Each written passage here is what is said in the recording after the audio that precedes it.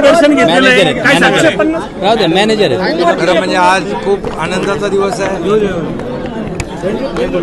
आळंदीमध्ये बघा सगळीकडे आज ज्ञानेश्वर माऊलीचा 750वा जन्मोत्सव सुरू झालेला आहे आणि हा सगळीकडे संपूर्ण महाराष्ट्रामध्ये प्रत्येक जिल्ह्यामध्ये हा महोत्सव मोठ्या उत्साहात साजरे करतात आणि मग सगळ्या आणि त्या उत्सवाला मला येण्याचं भाग्य मला मिळालं. मी स्वतःला भाग्यवान समजतो. मी आपल्या अगोदरच्या एका कार्यक्रमाला पहिले मुख्यमंत्री प्रस्थानाला पण आलो. ते देखील माझा भाग्याचा दिवस होता. आजही फार आनंदाचा दिवस आहे. या सर्व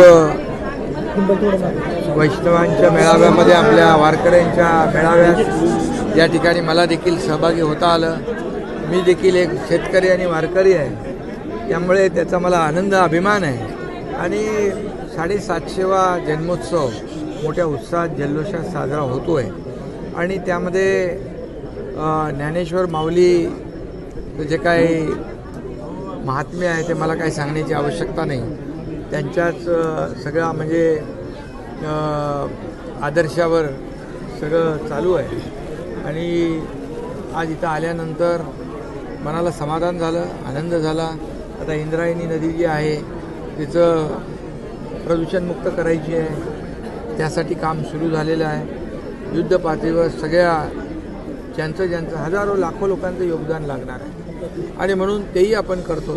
ज्ञानभूमीचा एक मोठा प्रकल्प आहे, तो देखील उद्या मुख्यमंत्री महोदय येत आहेत. मुख्यमंत्री महोदय देखील आणि आम्ही सगळेच जण, सरकार पूर्ण सकारात्मक आहे. या संस्थानाची 450 एकर जमीन बरोबर ज्ञानभूमी म्हणून आहे आणि तिथं वारकऱ्यांसाठी, इथं येणाऱ्या प्रत्येक भक्तासाठी मोठ्या प्रमाणामध्ये सुखसुविधा ज्या आहेत त्या आणि व्हर्च्युअल आपण काय करताय ना, वारी करताय. व्हर्च्युअल वारीचा एक प्रोजेक्ट आहे. असे अनेक प्रकल्प आहेत. त्यामुळे मला वाटतं आपण टप्प्याटप्प्याने ह्या सगळ्या गोष्टी आपल्याला करता येतील. मुख्यमंत्री महोदयांशी आमची चर्चाही झाली या बाबतीमध्ये. उद्या मुख्यमंत्री महोदय देखील स्वतः येत आहे. सरकार जरी सकारात्मक आणि आज एक भक्तनिवास जे आहे, भक्तनिवासाची एक सुरुवात करावी असं देखील आमचे मुख्य विश्वस्त स्वामी आपले योगी निरंजन दास यांनी आणि त्यांच्या सगळ्या टीमने मागणी केली. तर काय सुरुवात झाली पाहिजे म्हणून ती सुरुवात आपण केलेली आहे. युद्धाच्या पार्श्वभूमीवर अनेक अफवा आहेत. महाराष्ट्राच्या जनतेला काय विश्वास द्याल या निमित्तानं माऊलींकडे तुम्ही आलाय? खरं म्हणजे माऊलीकडे एकच साकडं आहे, आपल्या भारताचं, देशाचं रक्षण आणि या राज्याचं, महाराष्ट्राचं रक्षण व्हावं आणि आपल्या नागरिकांना अगदी सगळ्यांच्या जीवनामध्ये सुख, समाधान, आनंद यावा अशा प्रकारचं साकडं मी घातलं आहे. आणि खऱ्या अर्थाने आपल्या देशाचे प्रधानमंत्री नरेंद्र मोदीजी हे जो आपल्या पहलगामला जे आपल्या निरपराध पर्यटकांवर हल्ला झाला आणि त्यामध्ये त्यांचं बलिदान व्यर्थ जाणार नाही असं आम्ही सगळेच म्हणत होतो. देशवासियांमध्ये विश्वास होता की या पाकधार्जिने आतंकवादाला जशाच तसं चोख उत्तर, ईट का जवाब पत्थर से मिलेगा, पण तिथं तर पुढे जाऊन गोली का जवाब मिसाईल से मिला आहे. आणि म्हणून पाकिस्तानने आपल्या अवकातीमध्ये राहून भारताशी पंगा घ्यावा.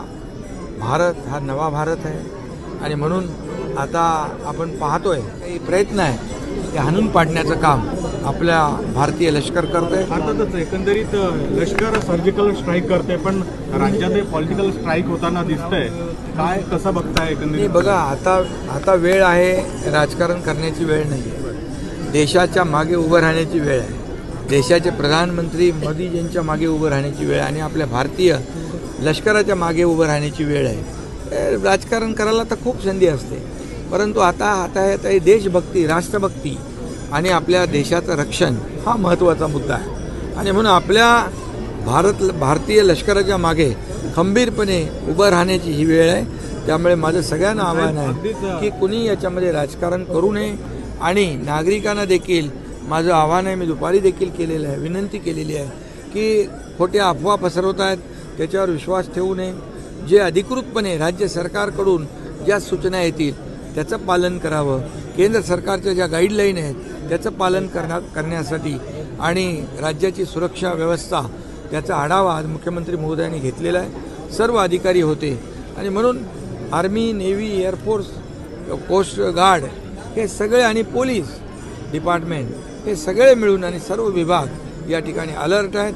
कुठल्याही परिस्थितीमध्ये आपल्या राज्यावर कुठलंही संकट येऊ नये आणि देशावर देखील आपलं संकट येऊ नये ते परतवण्याची हिंमत आपल्या लष्करामध्ये आहे, ती दाखवत आहेत ते. राष्ट्रवादीच्या पॉलिटिकल स्ट्राईकचं शिवसेनेवर काही परिणाम होणार आहे का हा एक प्रश्न आहे. कारण की नाही, आता कुठला स्ट्राईक, आता एकच स्ट्राईक आहे पाकिस्तानवरचा, सर्जिकल स्ट्राईक, एअर स्ट्राईक. आता दुसरं तिसरं काहीच नाही आहे. आता हा पाकिस्तानला मुंहतोड जवाब आणि पाकिस्तानने हे जे काही माकडचाळे त्यांचे चालू आहेत त्यांची अवकात नाही भारताबरोबर पंगा घेण्याची. आणि म्हणून जर त्यांनी त्यांची नाटकं थांबवली नाहीत तर मला वाटतं आपल्या देशाचे सैनिक, लष्कराचे जवान पाकिस्तानचं नामोनिशान या ठिकाणी मिटवल्याशिवाय राहणार नाहीत. प्रधानमंत्री महोदयांनी तो संकल्प केलेला आहे. भाई अनेक सरकारी आली गेली मात्र इंद्रायणी इंद्रायणी नदीला 4 दिवसापूर्वी देखील अशाच फेस आला होता. इंद्रायणी नदीचं प्रदूषण मुक्त करणे, पाणी शुद्ध करणे याला सरकारने प्राधान्य दिलेलं आहे. बिलकुल त्यावेळेस महापालिका निवडणुका 100% होणार म्हणजे होणार. सुप्रीम कोर्टाने